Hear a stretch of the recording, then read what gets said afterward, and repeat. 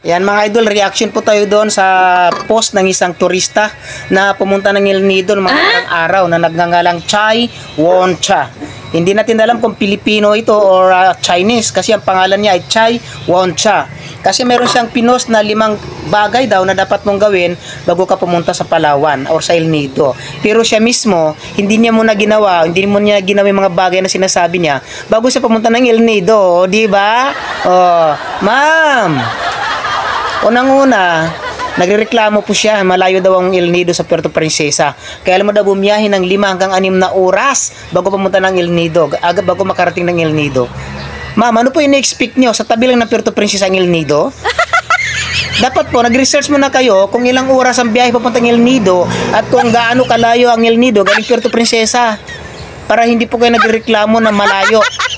Pangalawa, nagrereklamo ka na gabi kayo bumiyahe, hindi kayo nakapag-take ng picture kasi gabi kayo bumiyahe, madilim na ang pagbiyahe ninyo, kaya hindi ka nakapag-take ng picture.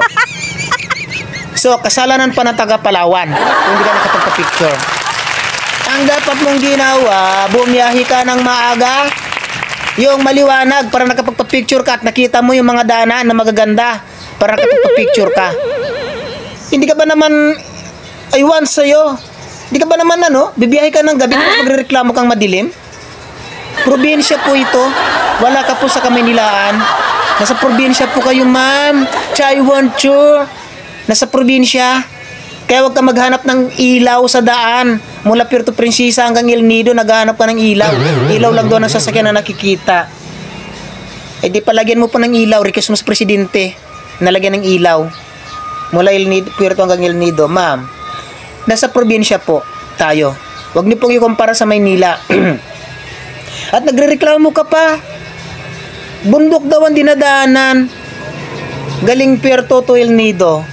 Eh di dapat, sumakay ka ng eroplano, may direct flight naman, galing Maynila to El Nido. Dapat, sumakay ka ng direct flight para hindi ka na dumaan ng Puerto Princesa at hindi kayo dumaan sa mga bundok-bundok. Grabe Para malaman nyo po, ang ganda-ganda ng daan papunta ng El Nido. Ang ganda-ganda ng mga kabundukan dyan na dinadaanan mo, ma'am. Kung hindi ka nature lover, talaga hindi mo ma-appreciate. Pero kung nature lover ka at turista ka sa isang lugar, napakaganda po ng Palawan, ng kalsada na dinadaanan mo dahil sa mga bundok na kulay, na luntian ng kulay. Sa susunod, mag-research din pag may time. Bago bumiyahe, bago pumunta sa kung saan mang lugar dito sa Pilipinas. Mag-research. Para hindi kayo mag-expect ng kung ano-ano. Diba? Tapos sasabihin niya pa, alas 7 sila, naghahanap daw siya ng delivery rider ng alas 7 ng gabi. Wala raw siya makitang delivery rider doon sa El Nido. Wala raw delivery rider sa El Nido. Uy, ano yan? Expect mo sa El Nido? Syudad na naghanap ka ng delivery rider?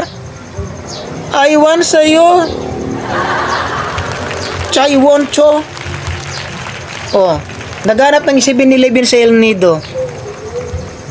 Ang pinuntahan niyo po ay probinsya, ay El Nido. Hindi po Dolomite Beach na nandiyan sa Dolomite Beach. Tabi-tabi po ang magkakadikit, ang 7-Eleven sa mga food chain na hinahanap mo. Gigil mo ako Ano man delivery rider kasi magpapadeliver daw, wala raw delivery rider. Kasi pagod na raw sila sa biyahe at ayaw nang bumangon. Dapat aywan, sabi ko kasi mag-research ka muna kung anong meron sa isang lugar na pupuntahan mo sa susunod. Para alam mo, hanap ng food chain, wala raw siya nakitang food chain. Pero nakita doon yung McDo. Diba? Diba food chain ng McDo? Uy! Aywan sa'yo. Tsaka sasabihin niya, wala raw mga food chain McDo lang, yung meron sa El Nido. Kung McDo lang po yung nakita ninyo at ayun yung kumain sa McDo, ma'am, marami pong restaurant dyan sa El Nido. Maraming makakainan po sa El Nido. Hindi lang McDo, hindi lang mga food chain na sikat na yan. Marami. Kaya huwag mo sasabihin na walang makainan daw, wala daw food chain. Okay, McDo, nag-isang food chain dyan sa McDo. Walang ibang food chain. Pero, maraming restaurant dyan. Mahal nga lang. Iwan ko kung afford mong magbayad. Di ba? Kung afford mo, marami. Baka mamaya, hindi mo rin afford magbayad. Baka mamaya, sabit-sabit ka lang diyan sa mga kasamaan mo. Ikaw pa itong malakas magreklamo. Baka lang naman, ha? Hindi ko sinasabing sabit ka. Sa akin lang, baka lang sabit ka. Ha? Yun lang po ang sinasabi ko. So, kung hindi ka naman sabit, edi, sorry. Pero, ang sabi ko, baka. Hindi ko sinabing sabit. Baka lang. Ha? Baka lang. Hindi kalabaw. Baka lang. Ayan. Ayan, ha?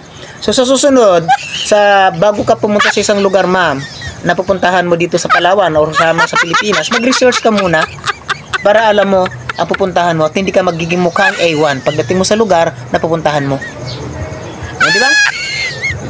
At saka sa lahat ng mga turista po na pupunta ng Palawan or kahit sa ang dako ng Pilipinas na magtuturista kayo dyan, pupunta kayo at mamamasyal, lalo tigit sa Balabac, napakalayo ng Balabac, na baka mamaya sabihin nyo, bakit walang mall sa Balabac? Bakit walang mall? Sa ganito ganyan. Ha? Malayo, pero napakaganda. Ang pinupuntahan po natin dito, hindi ang mga mall. Hindi ka pa nagsasawa sa mall sa Maynila? Sa 7-Eleven? Ang pinupuntahan mo po dito ay tourist attraction, yung tanawin na magaganda. Hindi po yung mga mall. Eh, di kung mall lang din naman hinahanap mo, mga 7-Eleven, mga food chain. Huwag ka nang umalis sa Maynila. Ganun lang po yun. Ha? So, susunod po sa mga turista natin dyan, nagbabala pumunta ng Palawan o kung nasa lugar man ng Pilipinas, mag-research muna po kayo kung anong mayroon sa lugar na yon bago po kayo pumunta para hindi po kayo naghahanap. Ha? Yun lang po. Para po hindi tayo nag-aaway. Charot lang. Hindi naman tayo nagre-react lang tayo doon sa mga post ni Ma'am Chai Won Cha na yon. No? Na naghahanap kung ano-ano dito sa probinsya. So, kung naghahanap kayo ng mga mall, ng mga food chain, huwag na kayong umalis sa Maynila. Diyan na lang po kayo sa Maynila. Kasi marami dyan. Diyan sa Dolomite Beach, ang dami dyan sa gilid niyan. O, sige na, bye-bye na, bye-bye. Ay, isa nga pala. Kung hindi ka pa nakakapag-follow sa akin, paki-follow naman yung aking Facebook account. At saka, siyempre sa aking YouTube channel, pa-follow naman. Para, pa-subscribe. Thank you, muah!